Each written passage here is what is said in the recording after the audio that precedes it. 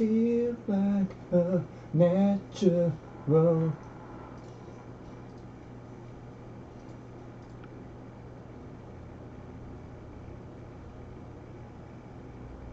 You make it.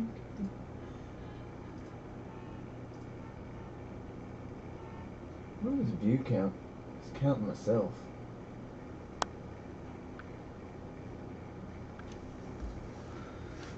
Oh.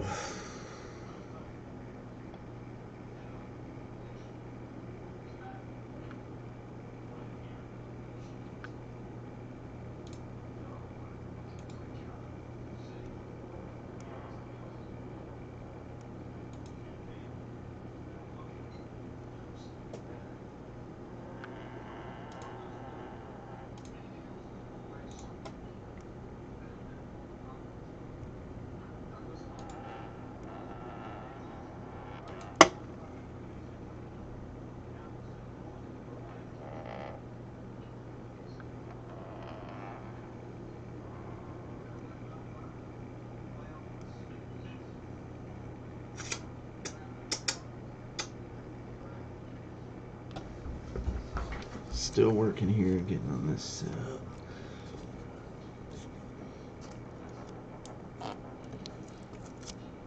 Might be better off that higher in the air. How's that looking?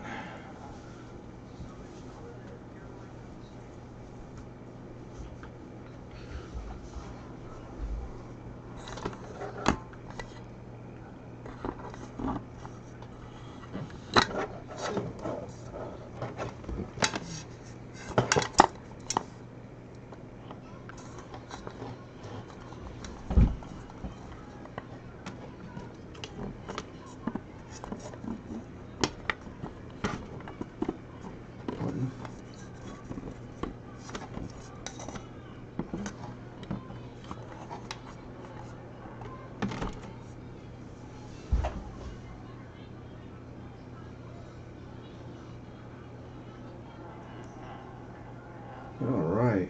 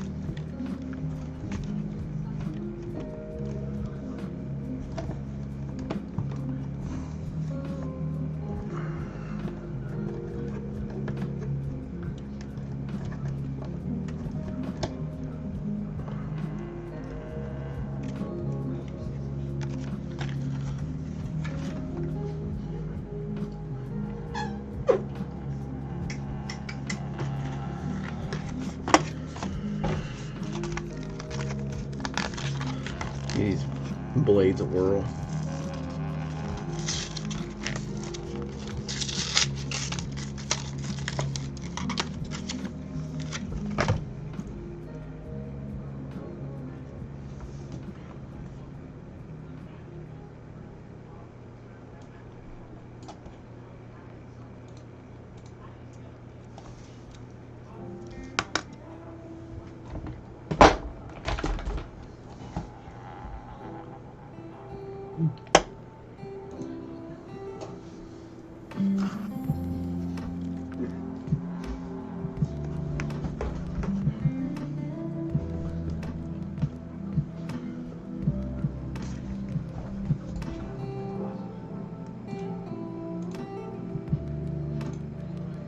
First, if you have a toy box 3D printer or get one in the future, there's a little screw at the back of the build plate, and you're going to want to get a little hex wrench to loosen that up just a little bit, because from the factory, they make that screw just a little bit too tight. What's that screw? That screw tells the 3D printer when the build plate is up to the top, and it's designed so that you can adjust it a little bit. By default.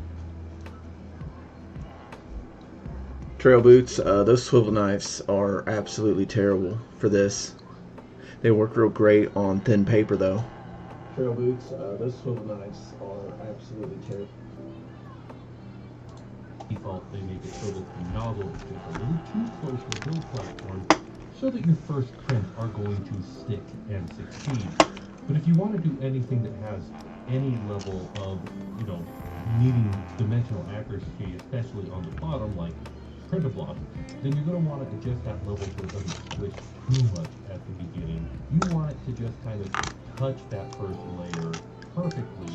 So, loosen it up a little bit, and then if things aren't sticking, tighten it up just a little bit until you get it just right, and then your prints will turn out fantastic, and we can all have a really good time. The Toy Box 3D printer is one that, if you're into 3D printing, or if you've done 3D printing, or even if you know just a little bit about 3D printing, chances are when you saw this 3D printer, you started to sing this song. I wish it were a little bit taller, I wish it were broader, I wish it had controls on the wheel or the seat job. I wish it could print offline. And you know what? I did too. When I first saw this machine, I just said, why? Why would I want this machine? But if you can look past those limitations and actually give this machine a try, what you will find is the little 3D printer that could. Engineering-wise, it's actually surprisingly well built with a direct drive extruder. The movement system is X, Y, Z. Too late.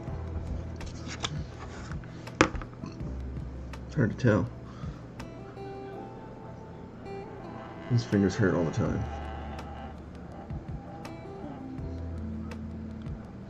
See how swollen that is?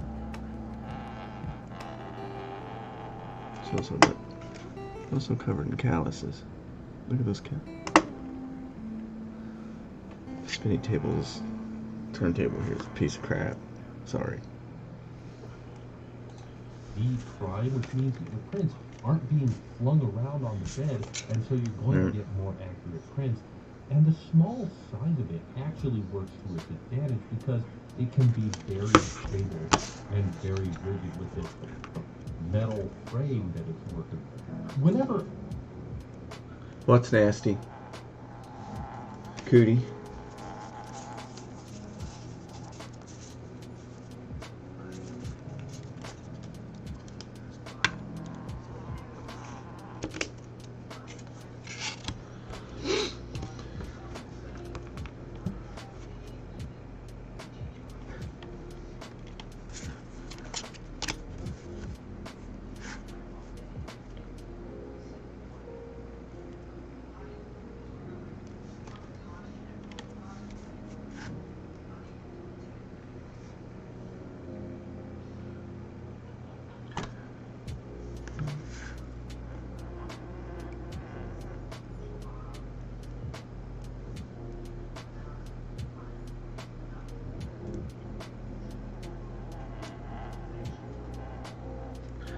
I also got my YouTube stream up if you want to see a better quality and a different angle.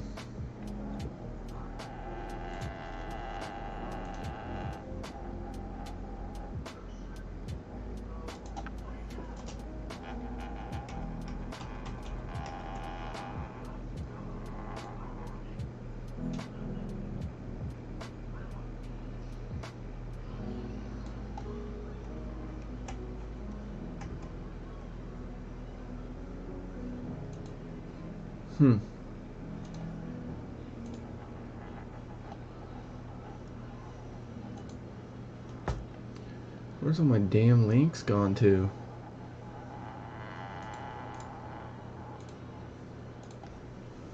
This is annoying.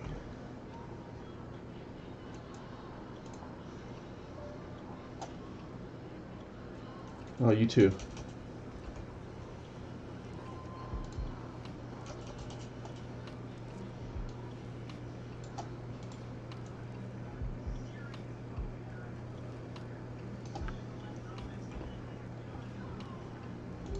wish I was a little bit taller. I wish I was a baller.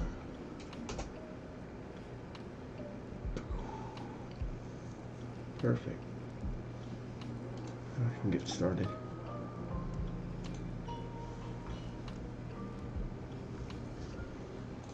I judge a 3D printer. I don't just judge it based on the price or the capability, what it can do.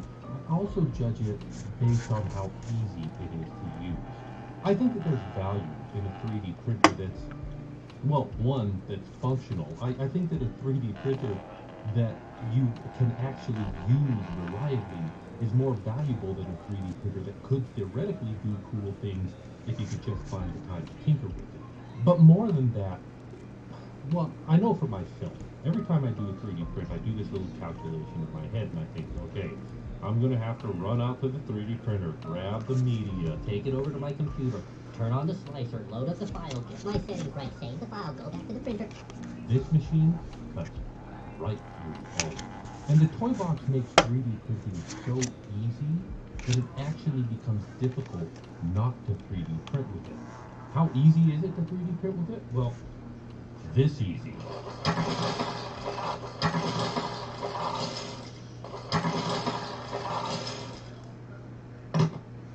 Yeah, I handed this machine to my kids for just a month, and they ran through several of these little spools of filament, and I do kind of love the little spools. Remind me to tell you about these later.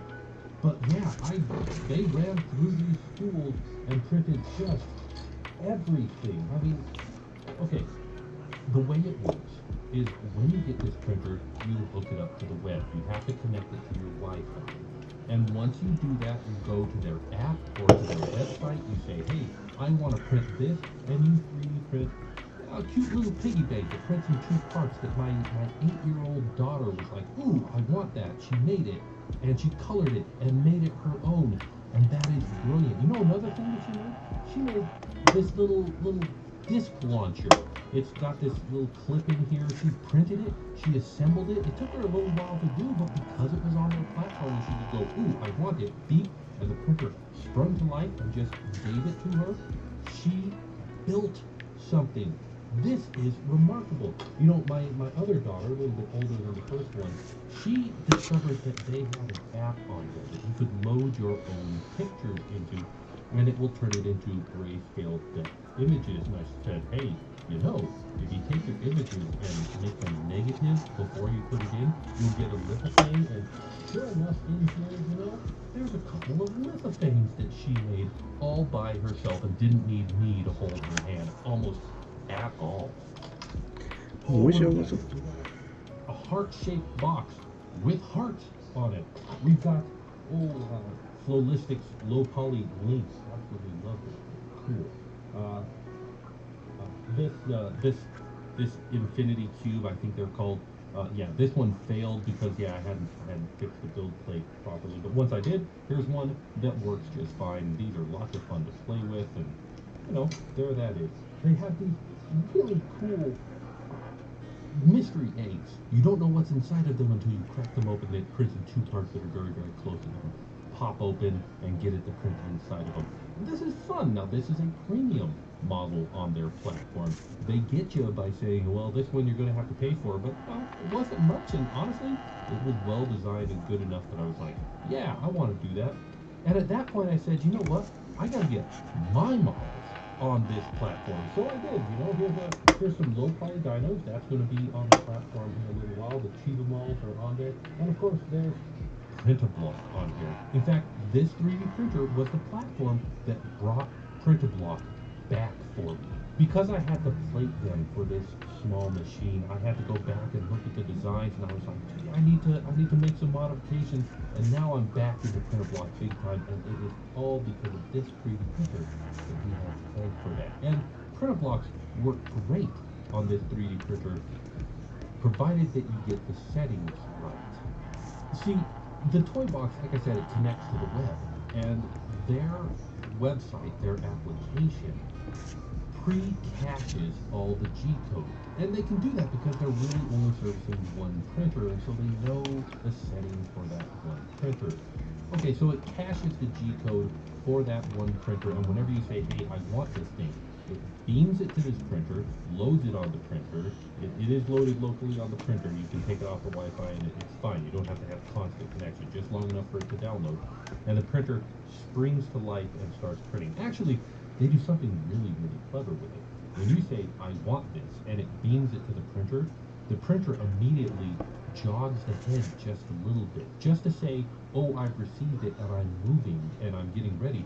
But it still has to do the preheat, so it's not going to start printing right there. That little jog does nothing but give you as the user a warm fuzzy feeling of, I pushed a button and it reacted.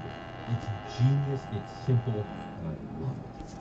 And I mentioned it before, but I really enjoy these smaller rolls of filament. Toy box comes with half-pound rolls of filament, which, if you do the math, is about a quarter of a kilogram. Now, you might think, oh, well, I would prefer to just buy it a kilogram, but come on. First of all, you don't need to buy everything at Costco. And if you live in a place where a whole kilogram of filament will eventually go bad if you don't use it fast enough, then why not get a smaller roll of filament that you can use up before it goes bad?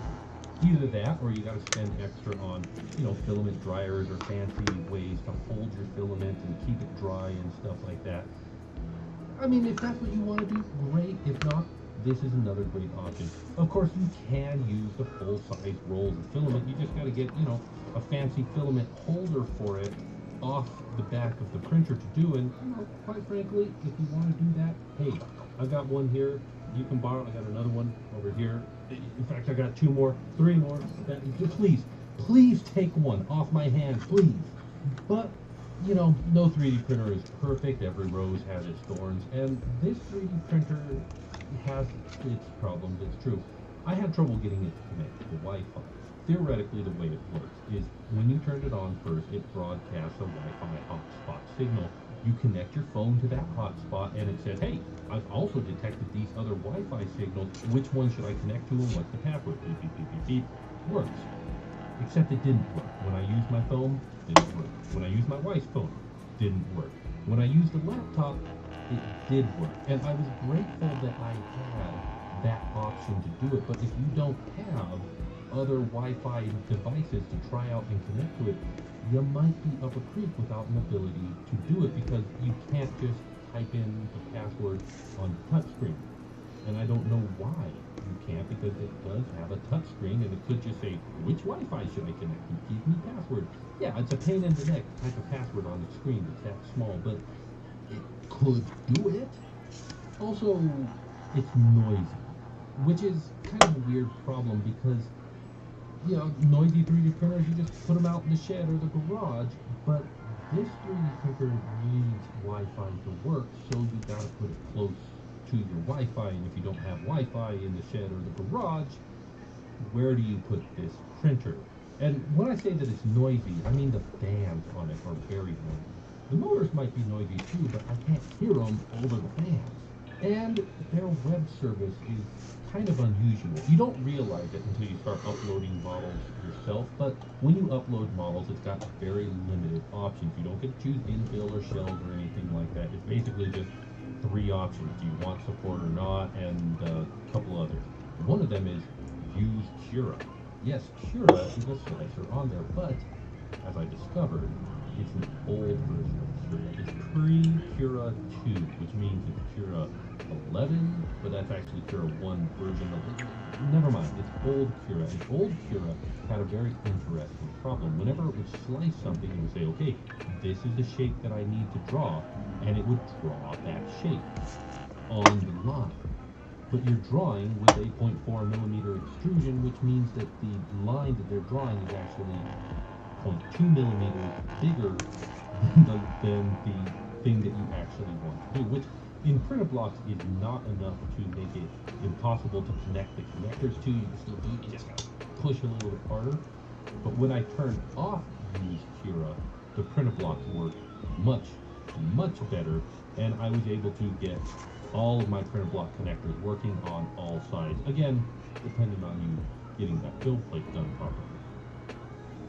And you know, I would really like it if the slicer online for this thing had a preview G-code option, just so that I could make sure that everything's on the build plate and looking properly. My problem with this print, I was running through my usual test prints, and this is the one that I use to test supports, among other things. Test stringing, test details. Details came out good, stringing came out good. Supports, I forgot to turn them on, and the print came out messy on the bottom. Now that was my fault, but if I had a preview, I could have seen that was happening before the print went. Still, overall, I think that this pile of 3D prints is a testament to the absolute brilliance and ingenuity of the Toy Box printer. And to the people at Toy Box who've been working with me to get the low poly dynos and the print blocks and the Chiba on your platform, thank you guys. Thank you guys for doing such an amazing job with this 3D printer and really an inspiring job on it. You guys are absolutely amazing, and that's all that I got for you. So thank you guys very much for coming by. I'll catch you guys later. Bye. See you guys later. Bye. Okay, they're gone. Why isn't anybody else doing this? I mean, not this exactly, but why aren't other 3D printers this easy to use? It doesn't even have to be online for it to do it. I mean, yes, it has to be Wi-Fi enabled to do that, but we could make a box, right? We could take Octoprint or Astaprint, or doesn't Creality have a cloud device now? And we could make it so that it's that easy to just go, ooh, I want that, and have the printer react before it even warms up. Just go, okay, I'll give you that thing, and give us that little happy thing, and make it easy for us to go, I want, and get. Okay, I will admit that this 3D printer is not for everybody. If you are into engineering, and if you are into fixing and building 3D printers, and if you are into that sort of thing, yes, I could see you not wanting this 3D printer because it doesn't fulfill that need. But this 3D printer is what everybody else is looking for. They want it bigger, and they want it that will do useful stuff. The Toy Box platform, I love Toy Box. I think that they're doing a great job, but they need to open up their platform, because if they want more people to come and use their platform and put their models on their platform, they can't be curating and approving and making the listing for every single one of them. They will be overwhelmed. And yes, tchotchkes are fun, and cute little robots and cute little prints are fun, but we need to have useful prints on here as well. If somebody could figure out a way to make useful prints. Also, you can't change filament. You can't do anything but PLA with this one, so that rules out TPU, that rules out anything else. If we could make a 3D printer that was this easy to use, but could do useful stuff and could do everything else, here's what I'm going to say. If you have kids, you should absolutely get a Toy Box printer and let them just go to town with it. And if you are developing 3D printers, if you are making 3D printers, if you're making apps for 3D printers, if you're doing anything related to development on 3D printers, you need to get one of these. And if you just can't use it yourself because you're like, oh, I need to have the ability to set this or that setting, hand it to somebody else. Hand it to that person who does not want to do 3D printing in your life, who's like, oh, that's cool, you just do it for me, I don't want it. Hand this to them, hand them the app and say, here, just play with it for a little while and watch what happens, and then ask this, how can I capture a part of that magic? Because it really is magic watching somebody use this machine. How can I capture a piece of that? Because I'm going to tell you right now, the future of 3D printing is not these industrial-based, industrial-inspired garage machines. This is the vector of the future of 3D printing. Toy Box is ahead of the curve, guys. This is the machine that we all thought we were going to have 10 years ago. And in some ways, it's also not the machine we thought we would have 10 years ago. But this is the vector, this is the direction that it's going. And guys, get on board with this because it's amazing and it's inspiring, and I want to see everybody put this on. You guys didn't need pitching it on. You're still hearing the first half. Before we go, check out this cool project on the What You Missing channel on my Facebook. Why don't you stop by and check out the other cool projects with there? And hey, if you share something you've done, maybe you'll see it in a future video too. Thank you very much for watching. Hey, if I mentioned anything in this video, you'll find a link to it in the cards, and you should check that out. Did you know that I'm social? I've got links to all the socials, and you should stop by and say hi. I really kind of enjoy it when that happens. Big thanks goes out to my direct backers, and if you want to know more about how you can become that, there'll be a link right here. It's looking good so far.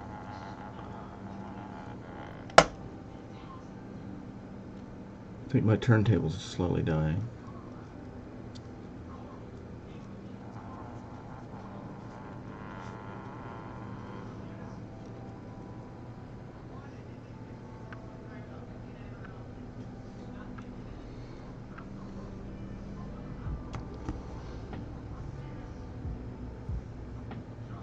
So that you can check out.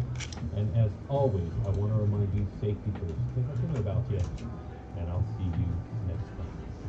Oh, that's interesting. Classic.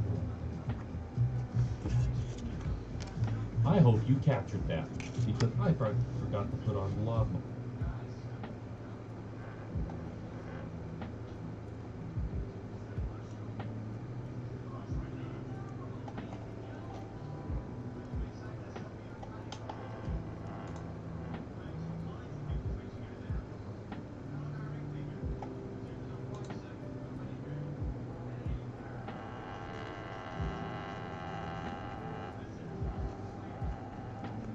None of the cards I cut are considered rare. I bought 15 of these for like 10 cents each.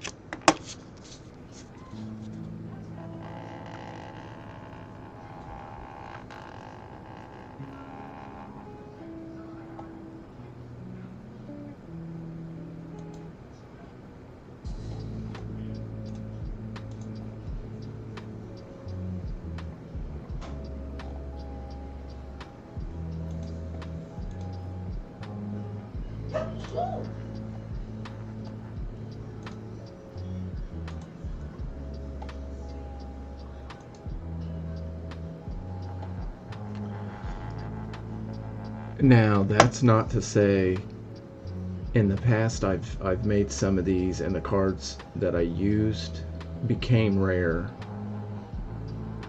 So there are a few of these pieces of art that I've made that are worth a substantial amount of money.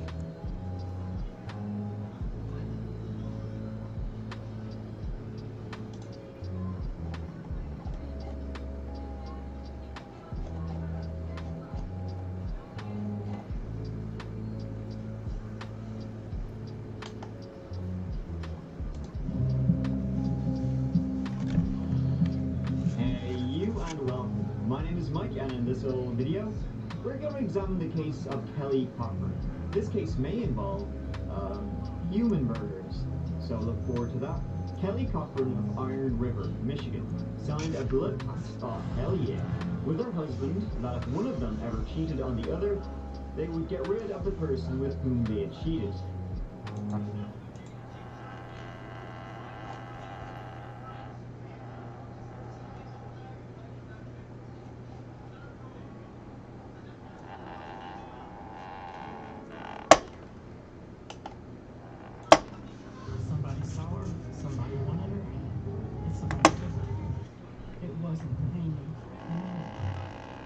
Hey you and welcome. My name is Mike, and as you're probably aware, as you've seen the title of the video, we're going to look into the mysterious disappearance of Amy Lynn Bradley.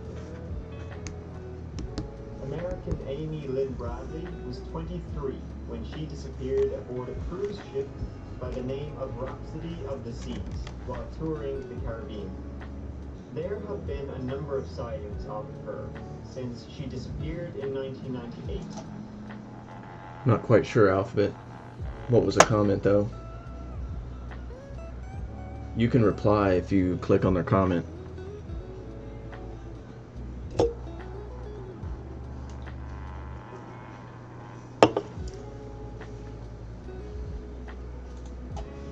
Some much more disturbing than others. Let's look into it.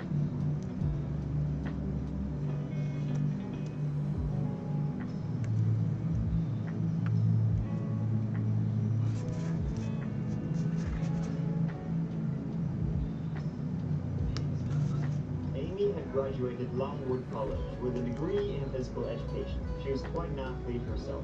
She had her own apartment and planned on pursuing a master's degree in sports psychology, after which she would become a teacher.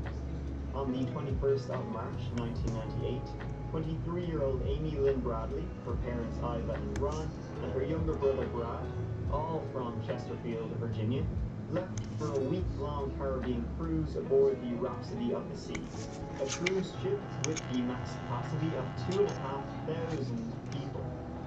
It was a big-ass ship. Her father, Ron, had been gifted the cruise as a performance reward from his workplace, Illinois Mutual Life Assurance. Amy, however, she was a little reluctant to go. She was apprehensive. She wasn't terribly excited about it. But she never gave a reason why. She wasn't a huge fan of the ocean, but she was an excellent swimmer. The ship set off from Puerto Rico, with the extremely happy Bradleys aboard. Well, maybe not so much Amy. On the morning of March 23rd, the ship dropped anchor in Aruba, where this picture was taken. After a day in Aruba, they returned to the ship and joined the big party that was happening aboard. At about 1 a.m., the ship disembarked for Curacao.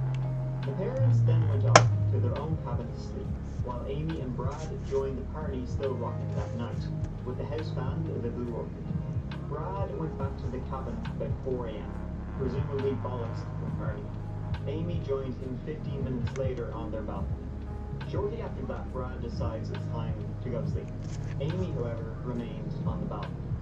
About an hour later, at 5 a.m., her father wakes up as the ship would be docking soon, and he finds Amy still out on the balcony. She was asleep on the deck chairs. There was a packet of cigarettes beside her, and the sliding door was closed. He then goes back to sleep for about 20 minutes. And when he gets up, Amy... I don't know, you can just respond here. Maybe you can add them or something, I don't know. What was the question? Did you have a question or something? He is gone. He noticed that the cigarettes were gone and the sliding door was open. None of Amy's shoes were missing, leading Ron to assume she had just gone out for a soft drink or snack from the vending machine. When she didn't return, Ron went on deck to search for Amy. After searching for an hour, he starts to panic. He alerted his family and then the ship's officers. By the time it was discovered that Amy was missing, the ship had docked at the island of Curacao. At this point, the family begged the crew not to let passengers disembark at Curacao, not to let down the gangplank. They wanted to account for everyone on the ship. The captain agrees to search the ship, but he lets passengers get off. He opens the gangplank, lets everybody get off. This would prove to be a huge point in the search for Amy. After searching the almost 1,000-foot ship, they found nothing by 5 p.m. that day, searching for 12 hours.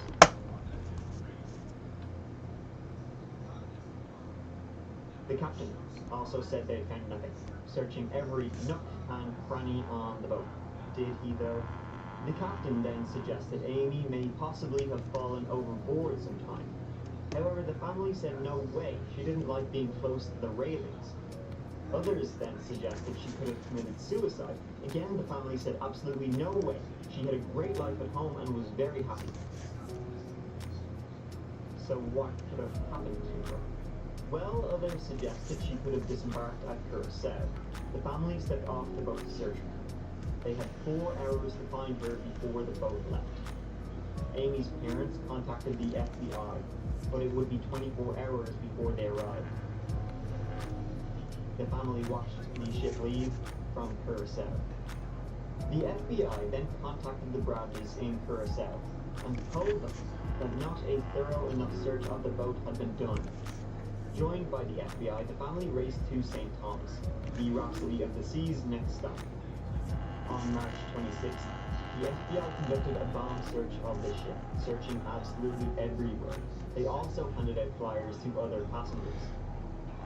Following this, 2 women contacted the family on the boat, saying they had seen Amy.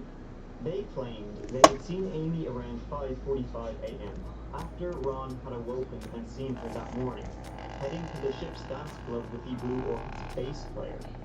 His name was Alistair Douglas, and he was the last person to be seen with Amy. Brad had seen him dancing with her earlier that night.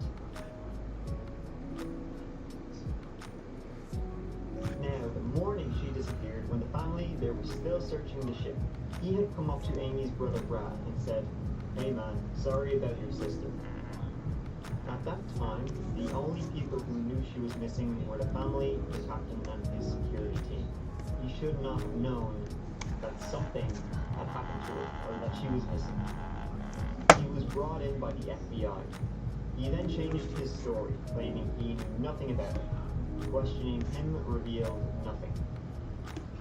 The FBI then find that the ship's photo service, which takes photos of the passengers, which you can then buy if you want, were all missing photos of Amy.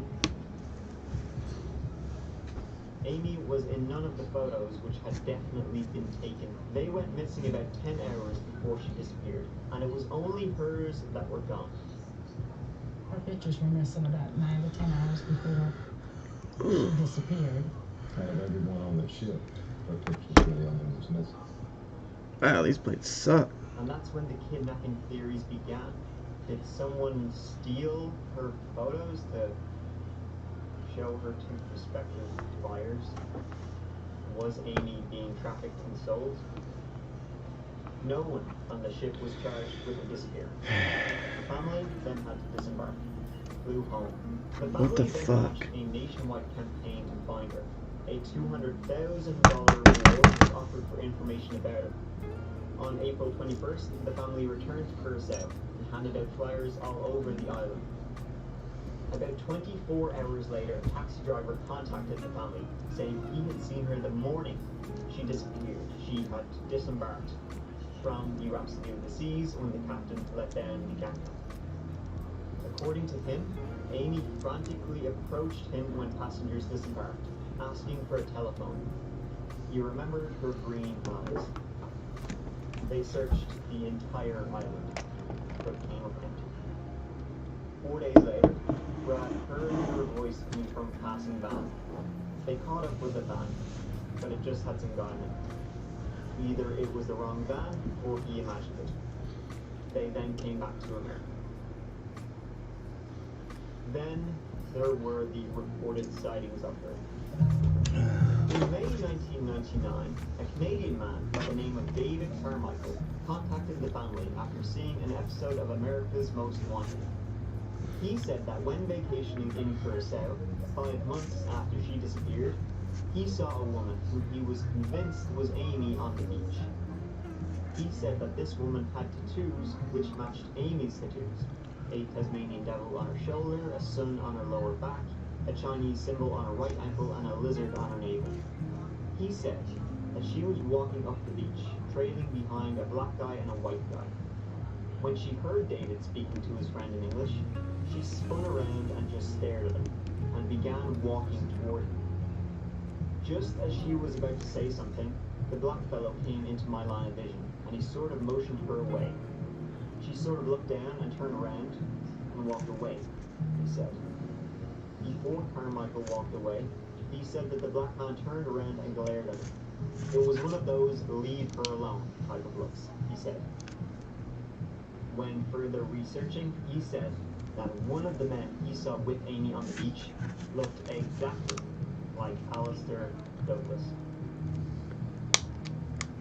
I was 2 feet away from her. 2 feet. That's how close I was.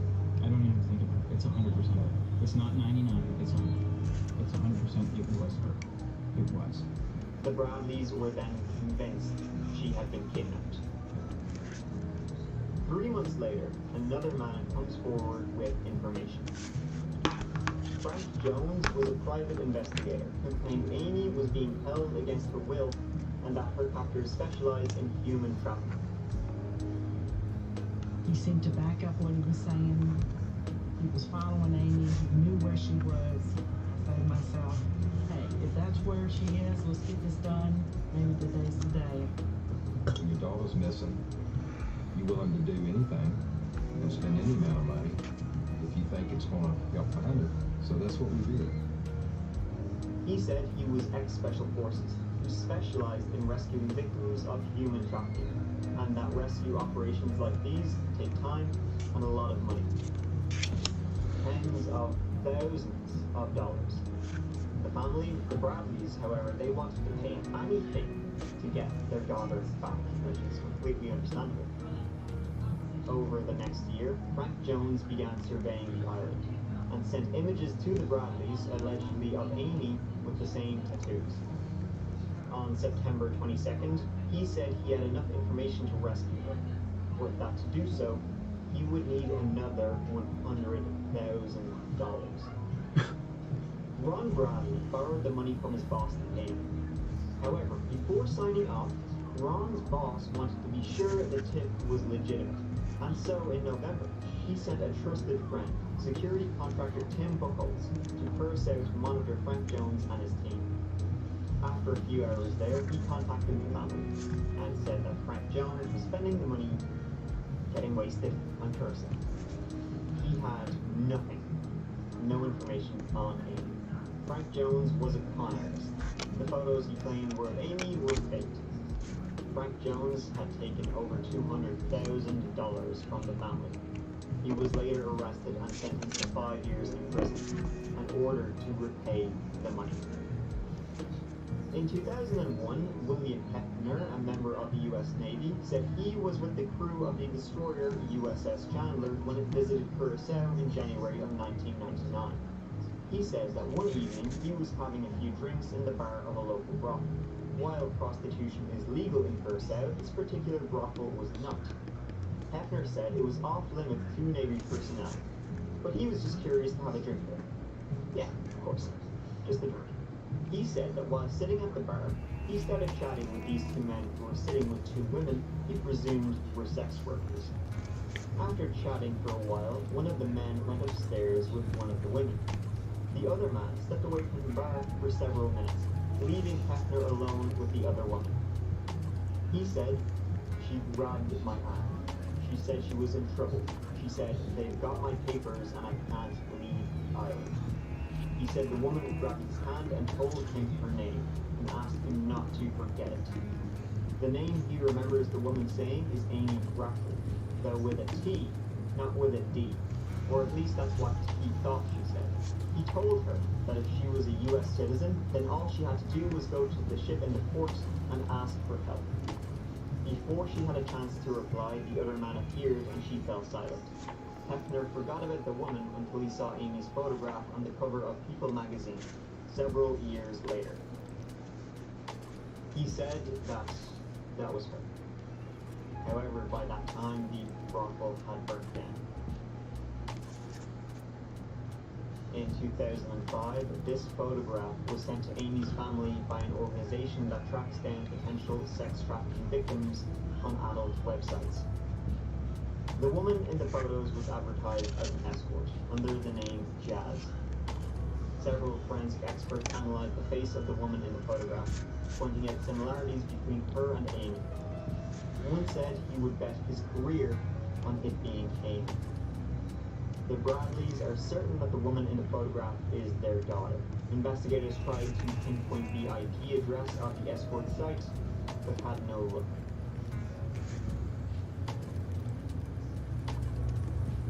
So in 2005 on Barbados, Judy Moore came forward with more information on Amy. Judy and her husband were vacationing there, and when Judy, while doing some shopping, she went to use a department store restroom. While in the stall, she heard the door to the bathroom open, and she heard men's voices. Listening to their conversation, she heard one say, "The deal's at 11 o'clock, and you better be ready to go. You better cooperate, you better not mess this up." The men then left, but there was someone with those two men who didn't move, and Judy found a woman cowering by the sink. Going to her, the woman said she's from Virginia, and her name is Amy. She then begins to walk towards Judy, and the men return. She seemed terrified of the men. Judy then left the bathroom and said there were 4 men waiting outside. 9 months later, she found the most recent photos of Amy, and that was definitely her who she saw in the restroom. By the time detectives got to the store, the trail, it was long gone. That was the last lead into the disappearance of Amy Bradley. She would be 44 years old today, if she's still alive, wherever she is. Some don't believe some of those stories. Some think they could be lying. They could be trying to get money out of the family, like Frank Jones did. For example, the story Will Hefner told about finding her in a brothel. He reports that she said they had her papers, but the family had all of her papers back in the cruise ship from when she disappeared. She left her passport back in the ship. She didn't have any papers. Some people think that tip could be bullshit. Who knows, these women, they seem to just look like her, using her identity. Who knows? Who knows? American woman disappears in the Caribbean. Maybe they want to use her identity to help themselves. Maybe they think an American woman, if she was being trafficked, would be more likely to be rescued than someone from a different nationality coming forward. Thank you so much for watching. I really, really, really appreciate it. I'll see you as always real soon in the next video. Bye.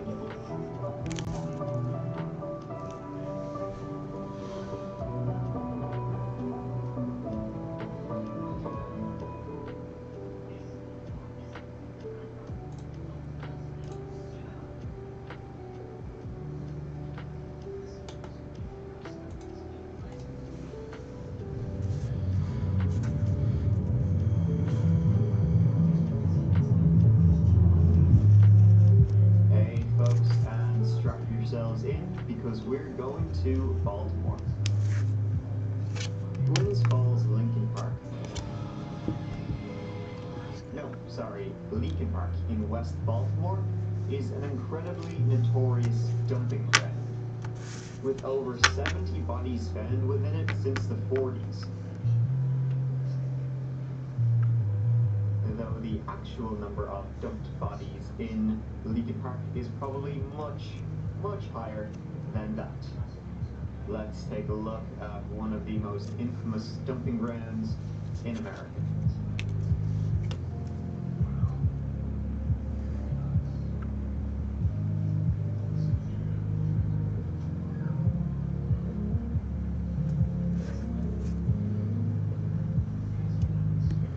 The story of Gwynns Falls Leakin Park begins in 1901.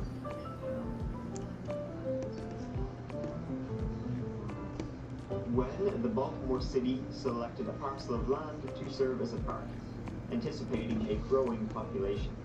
It was officially established as Gwynns Falls Park in 1908.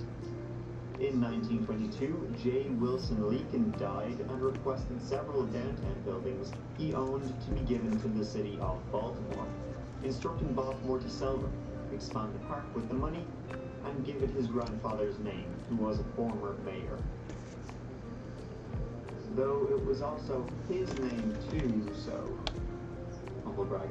It added dozens more acres of land to the park in the following years. Though Leakin Park and Gwynns Falls Park were two separate parks, they've become one contiguous 1,216-acre piece of land. It now includes a 15-mile bike trail under covered bridges and across rocky gorges, a nature center, shaded hiking trails, and a restored mansion. It is also larger than New York Central Park. In fact, it is one of the largest urban wilderness areas on the East Coast. Now we get to the park's reputation. Baltimore became a little bit notorious for crime. Well, you've seen The Wire. Remember when I was cadet, I was up here on a cadaver search. Instructor gets on the radio and says we're looking for one body in particular. If you go grabbing everyone you see, we'll be here all day. Lincoln Park. West Baltimore brings out his dead. In 2017, community advocates and leaders reached crisis point after a nobody-kill-anybody ceasefire failed to last 72 hours. 40 hours into the Baltimore ceasefire, a 24-year-old man was fatally shot Saturday afternoon, and just a few hours later, a 37-year-old was shot and killed as well. And since the 1940s, over 70 bodies have been found in the park. As I said, that is definitely not the full number. In 1946, 13-year-old Richard Truman was accidentally shot and killed by 15-year-old Robert Clayton Wright, who panicked and stashed the teen's body in Lincoln Park. That's the first confirmed murder, but probably not the first. The park's less pleasant reputation truly began in 1968 when 4 boys were found there, dead. Larry and Matt Jefferson, 9 and 5 years old, Louis Hill, 10, and Lester Watson, also 10, were murdered by janitor Reginald Vernon Oates, 18, who was found carrying a bag containing the genitalia of 3 of his young victims.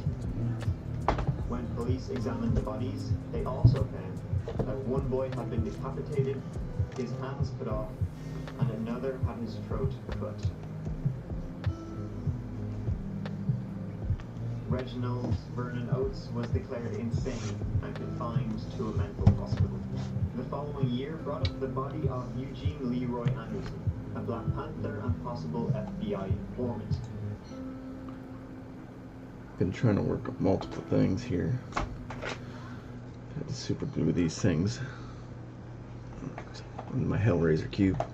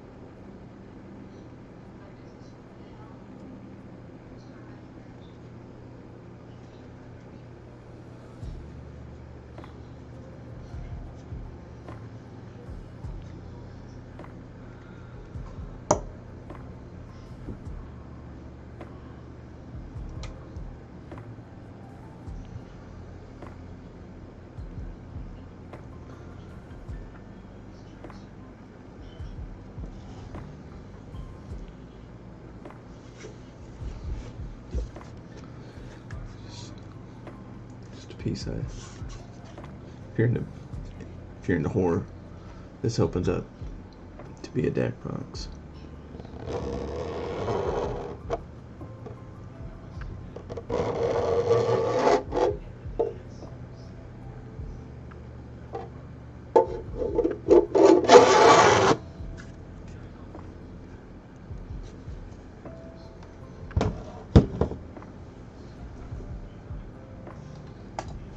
His eyes were gouged out. Alcohol was rubbed on his body. He was beaten and scratched for 2 days before being killed. His murder remains unsolved.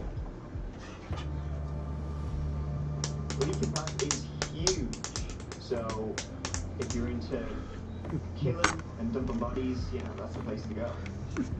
The park also borders some of Baltimore's most crime-ridden neighborhoods.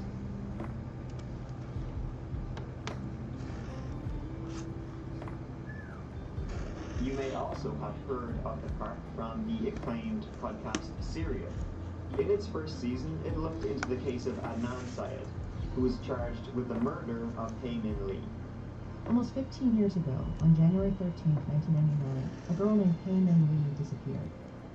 She was a senior at Woodlawn High School in Baltimore County, Maryland. She was Korean, she was smart and beautiful and cheerful, a great athlete. She played field hockey and lacrosse.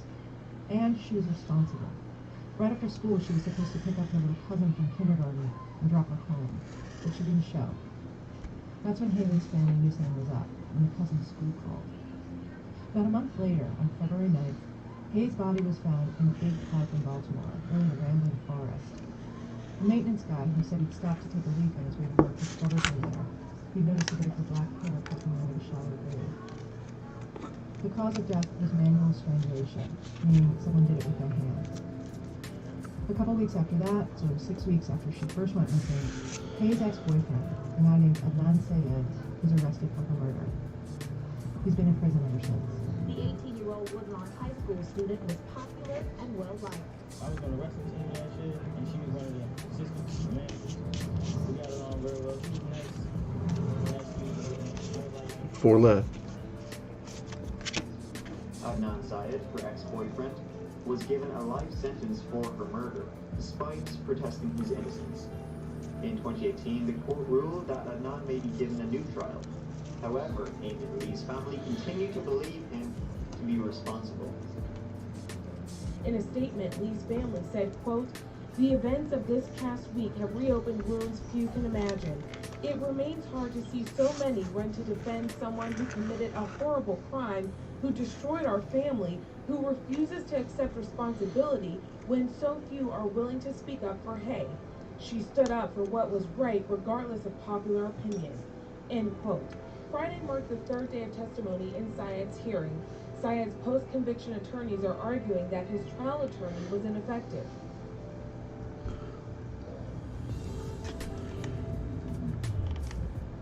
Twist in a case documented in the Serial podcast. A lot of people following this case very closely. Both of us listened to that podcast. And now, the highest court in the state of Maryland reinstating the conviction of Adnan Sayed, who was found guilty of murdering his girlfriend. And ABC's Zachary Keish is here with more on this story. Zachary, good morning.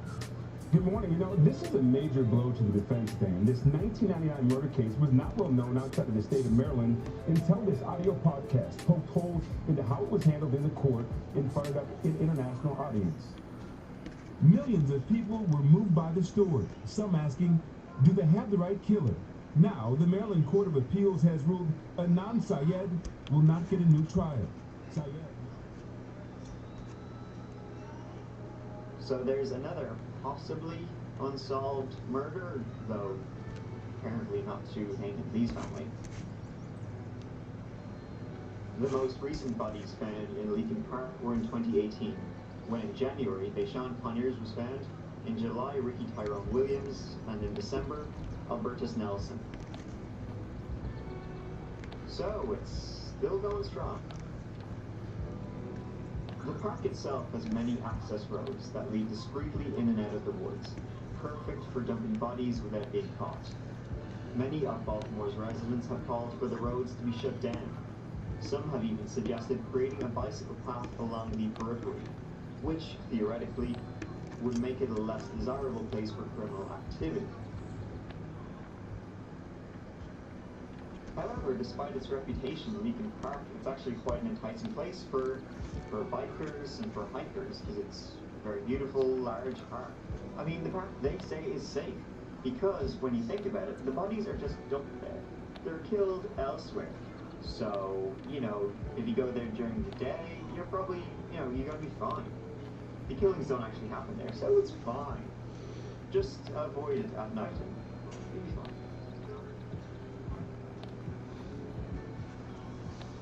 Thanks for watching this video. I hope you enjoyed. I'll see you, as always, real soon.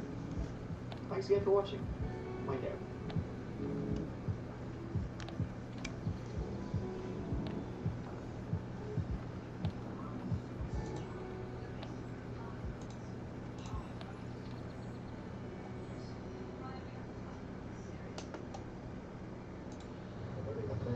The right of American people to speak out against government. The right of American jurisdiction. People from the heart of this country, right from the middle of Oklahoma, to speak out to the whole nation say, as a jury, we don't believe in the government, the standards, we don't believe in the gobbledygook and the numbers game and the numbers crunching, we don't believe in all the things that have caused the truth to be hidden from America. Hey, you and welcome. My name is Mike, and in this video we have a frightening story, kind of like the one of Danny Casolaro, on our hands. The story of Karen Silkwood. In 1974, Karen Silkwood was a chemical technician at the Kerr-McGee Plutonium Fields Production Plant in Crescent, Oklahoma, and a member of the Oil, Chemical and Atomic Workers Union. She was also an activist who was critical of the plant's safety procedures, and she was a whistleblower. You can probably see where this is going. This is the story of Karen Silkwood.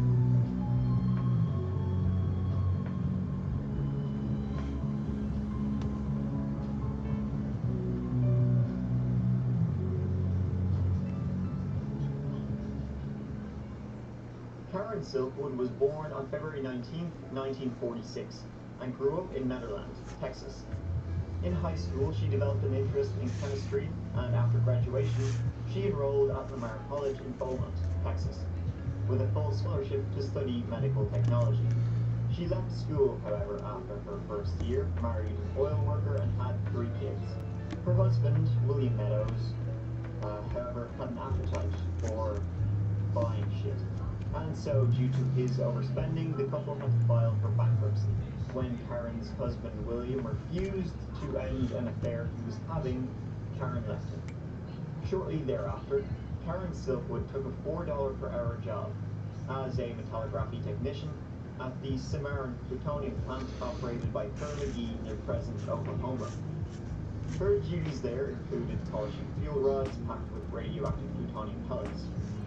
Shortly after taking the position, she joined the union, the Oil, Chemical and Atomic Workers Union, who were just about to stage a strike. However, the strike failed, and many workers left the union after. But not Karen. She became a member of the bargaining committee, the first woman to hold a position in the union's history, and was charged with investigating health and safety issues at the plant. Yeah, I mean, dealing with nuclear stuff, yeah, you definitely want to make sure you have your ducks in a row, and this is when Karen's story really begins. She discovered what she believed to be numerous violations of health regulations, including exposure of workers to contamination, faulty respiratory equipment, and improper storage of samples. She believed the lack of sufficient shower facilities could increase the risk of employee contamination. If there is something going on, we are going to reschedule the chance. We're not going to do that in 20 years.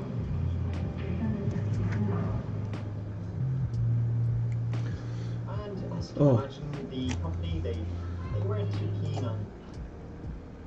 Hey, Valencian Chowder. Thank you. I don't know if you can see those links, but I've got more here. Check out my Instagram.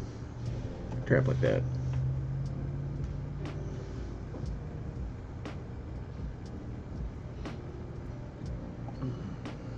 Also, check out my YouTube for better angle and higher quality. The union came out with a statement reading, "The Kerr-McGee plant had manufactured faulty fuel rods, falsified product inspection records, and risked employee safety." And it began taking legal action against the plant. In the summer of 1974, Karen Silkwood testified to the Atomic Energy Commission that she found serious violations of health and safety regulations, including evidence of spills, leaks, faulty fuel rods, and enough missing plutonium to make multiple nuclear weapons. She also alleged the company had falsified inspection records and that safety standards had slipped because of a production speed-up. Something dirty was going on in the plant, for sure. On November 5th, 1974, a few months after Karen testified at the committee with her findings after doing an inspection of the plant, after a day at work, Karen was leaving the plant and performed a routine self-check. Yeah, I'm not doing these What she found was that her body contained almost 400 times the legal limit of plutonium contamination. She was decontaminated at the plant and sent home with a testing kit to collect urine and feces for further analysis. Things get even stranger. It was found that there were traces of plutonium on the inner portion of the gloves she was using at work. Her gloves did not have any holes in them. Plutonium had been put inside her gloves so that it would be touching her skin and contaminate her body. How did it get in there? The following day, despite having handled no dangerous materials at all, she was just doing the paperwork, she was found once again to test positive for plutonium contamination. She was given a more intensive decontamination this time. The very next day, November 7th, 1974, as she entered the plant, she was found to be dangerously contaminated, even breathing out contaminated air from her lungs. A team was sent to her house and they found that plutonium traces were everywhere. Her house had to be stripped and partly destroyed. She was sent to Los Alamos National Laboratory in New Mexico for further testing. That is 3 days in a row she was found to be dangerously contaminated with plutonium, was then decontaminated, went home, came back in the next day, and was contaminated once again. Karen Silkwood began to believe she was being deliberately contaminated with dangerous levels of plutonium for her whistleblowing efforts against Carnegie. The company retorted, saying she had contaminated herself in order to portray the company in a negative light. Other ways, though, to portray a company in a negative light than contaminating yourself with an extremely radioactive material. It was later discovered that the type of plutonium found in silk came from a production area which she had not accessed in 4 months. This didn't dissuade Karen, however, at all. She was still going to go public with everything she found at the plant. She assembled documentation for her claims, including company papers, and contacted a New York Times journalist. On November 13th, 1974, Karen Silkwood left a union meeting. Another attendee of that same meeting later testified that Karen Silkwood had a binder and a packet of documents with her. She got in her car and prepared to drive to Oklahoma City, about 300 miles away, to meet with the New York Times journalist. And that meeting she left would be the last time anyone spoke with her. Later that evening, Karen Silkwood's body was found in her car, which had run off the road and struck a culvert on the east side of State Highway 74. She was 28 years old. The car contained none of the documentation she had been seen with at the union meeting. All of the evidence supporting her claims, it was gone. She was pronounced dead at the scene in what was believed to be an accident. The trooper at the scene remembers that he found 1 or 2 methaqualone tablets, quaaludes, in her car, and he remembers finding weed.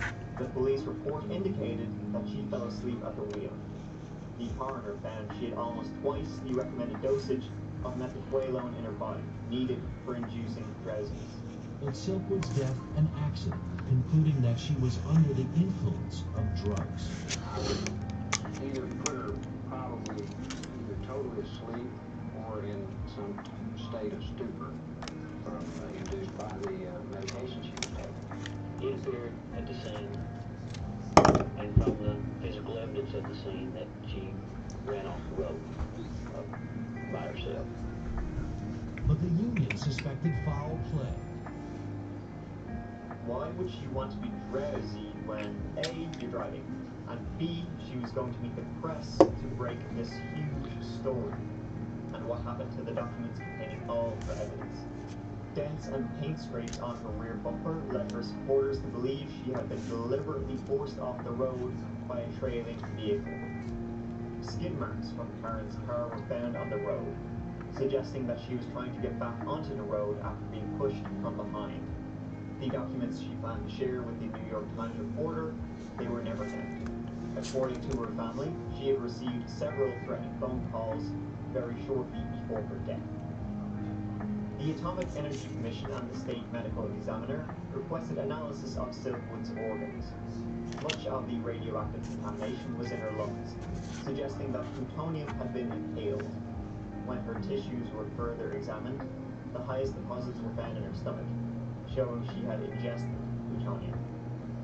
Later investigations found that 44 to 66 pounds of plutonium had been misplaced at the plant.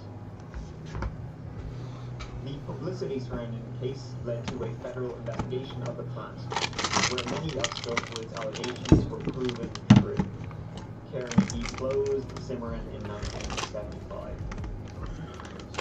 Karen's father Bill and her children filed a lawsuit against Karen McGee for negligence on behalf of her estate, for willful negligence leading to her plutonium contamination.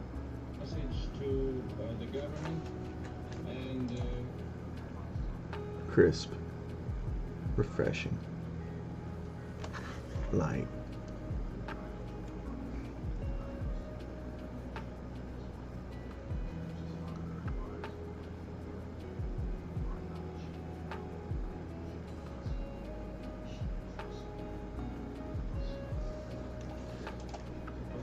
to the nuclear industry that they have to tell the truth, and that if they're going to tell the truth, they have to be prepared to pay the bill.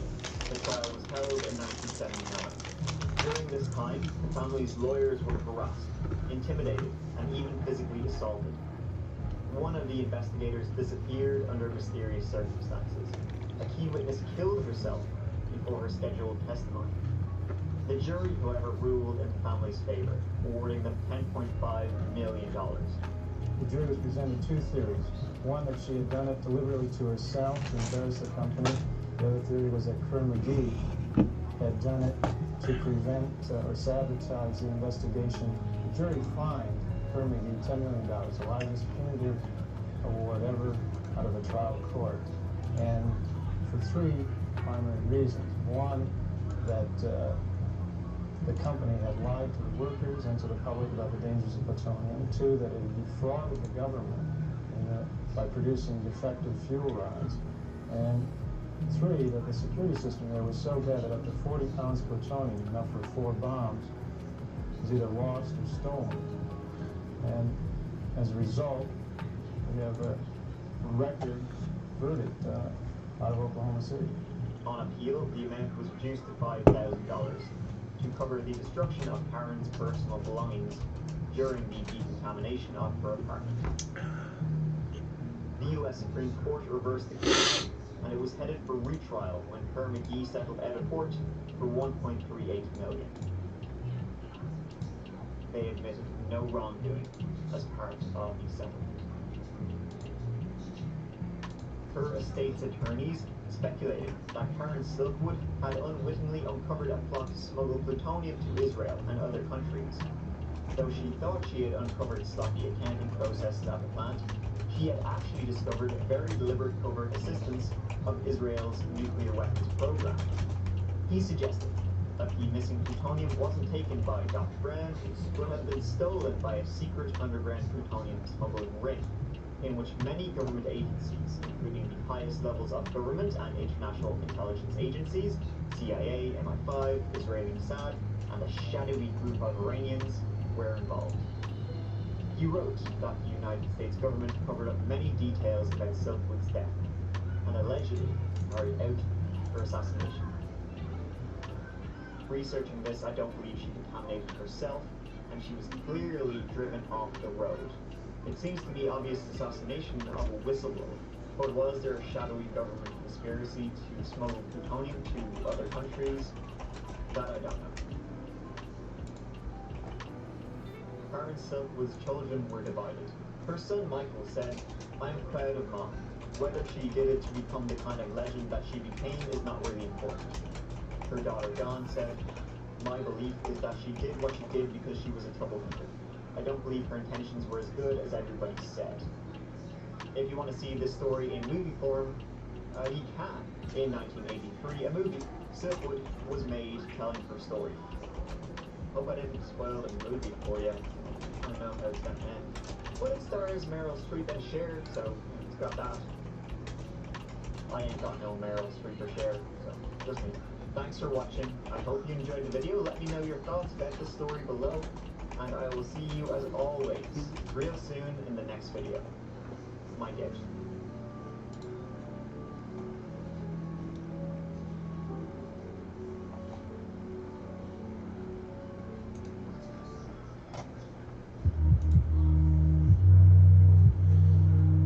Hello.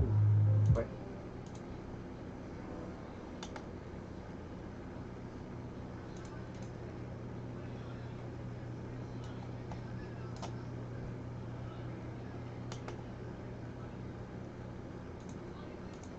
I just said, all right, you off now? Yes, he said, see you later. Yep. And that was the last conversation I had. Hey you, and welcome. My name is Mike, and in this video we're looking into the inexplicable disappearance of Andrew Gosden. English teenager Andrew Gosden went missing on the 14th of September 2007 in London. This surveillance footage is the last anyone ever saw of him. The circumstances leading up to his disappearance are strange. He was acting unusual on the day and on the days leading up to it, and he never told his parents where he was going.